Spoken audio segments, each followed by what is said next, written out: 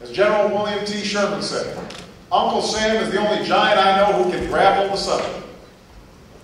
So even as President Lincoln tried to hold the North and South together, he was determined to see this railroad unite East and West.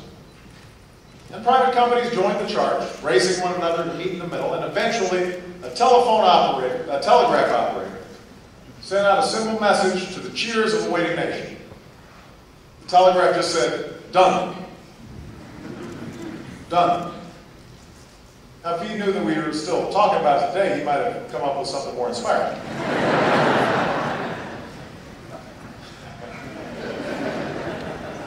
But overnight, the Transcontinental Railroad laid the way for a nationwide economy. Not a bunch of local economies, but a nationwide economy. Suddenly, a cross-country trip was cut from months to days. The costs to move goods and mail plummeted. Cowboys drove cattle to rail cars that whisked them back east. Entrepreneurs could sell anything, anywhere. After the railroad was completed, a newspaper proclaimed, "We are the youngest of peoples, but we are teaching the world to march forward." Teaching the world to march forward. That's who we are. We are a nation that has always been built to compete. And that's why, decades later, FDR set up the Rural Electrification Administration to help bring power to vast swaths of America that were still in darkness. Companies said that building lines to rural areas would be too costly. I mean, big cities already had electricity. But they said, you know, it's too costly to go out to remote areas. It's too costly to come up into the Upper Peninsula. So Americans in these towns went without refrigeration or running water. If you wanted a glimpse of a larger world, your town might run a movie off a small diesel engine. It might not even last the full film. Once power lines were laid down, electricity flowed to farms across the country, transforming millions of lives. There's a well-known story of a Texas family returning home. The first night, their farmhouse was hooked up. And a woman thought it was on fire. And her daughter said, "No, Mama, the lights are on." Think about that. That wasn't that long ago. Government was there to help make sure that everybody, not just some, but everybody, not just those who folks could make an immediate profit off of, but everybody had access to electricity. 2 years later, as our nation grew by leaps and bounds, we realized the patchwork system of back roads and dirt paths couldn't handle the biggest economy in the world. So President Eisenhower helped make it possible to build an interstate highway system. And that too transformed the nation, as much as the railways had. Finally, we could ship goods and services to places that the railroads didn't reach. It meant that we could live apart from where we worked. We could travel. We could see America. Each of these achievements, none of them just happened. We chose to do them. We chose to do big things. And every American benefited. Not just from new conveniences. Not just from the jobs created by laying down new lines or tracks or pavement. We benefited enormously from new economic growth, from the scores of businesses that opened near each town's new train station, new power line, new off-ramp. So this is a new century. And we can't expect tomorrow's economy to take root using yesterday's infrastructure. We got to think about what's the next thing, what's the next big thing, and make sure that we're at the forefront, just like we were in the last century. Today, news companies are going to seek out the fastest, most reliable ways to move people, goods, and information, whether they are in Shanghai or in Chicago. So if we want new jobs and businesses here in America, we've got to have the best transportation system and the best communication network in the world. It's like that movie, Field of Dreams. If we build it, they will come.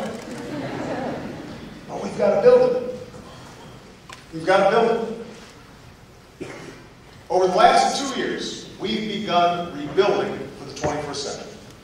This is a national project that has meant thousands of jobs for the hard-hit construction industry. And I've now proposed redoubling these efforts. We want to put more Americans to work repairing crumbling bridges, roads. Within 25 years, our goal is to have 80% of Americans with access to high-speed rail, which could allow you to go to places in half the time it takes by car. Within 5 years, we want to make it possible for businesses to put high-speed wireless services in reach of virtually every American. And that last part, high-speed wireless, is why I chose to come to Northern Michigan University today.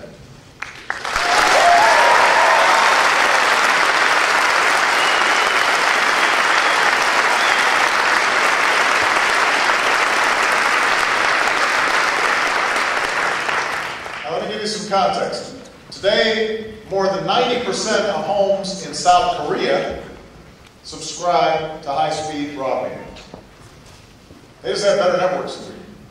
In America, the nation that created the internet, by the way, because of government investment, didn't just happen by itself magically. Because of government R&D, we created the internet. But yet, only 65% of households here in America can say the same. When it comes to high-speed internet, the lights are still off in 1/3 of our households. 1 out of every 3 households in America don't have that same access.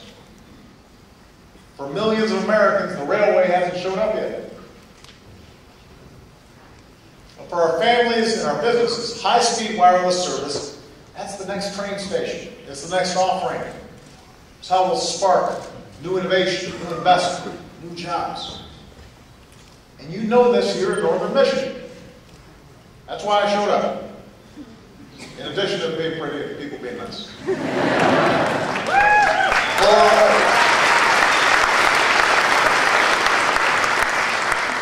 For decades now, this university has given a new laptop to every incoming student. Wi-Fi stretched across campus. But if you lived off campus, like most students and teachers here, you were largely out of luck. Broadband was often too expensive to afford. And if you lived a bit further out of town, you were completely out of luck. Because broadband providers, they often won't build networks where it's not profitable, just like they wouldn't build electrical lines where it wasn't profitable. So this university tried something new. You partnered with various companies to build a high-speed, next-generation wireless network. And you managed to install it with 6 people in only 4 days without raising tuition. Good job.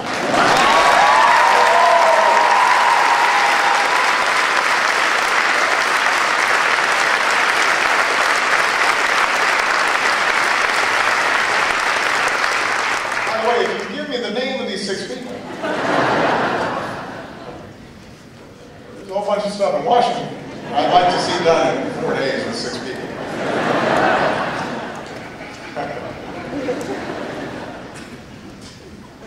So today, this is one of America's most connected universities, and enrollment is near the highest it's been in 30 years.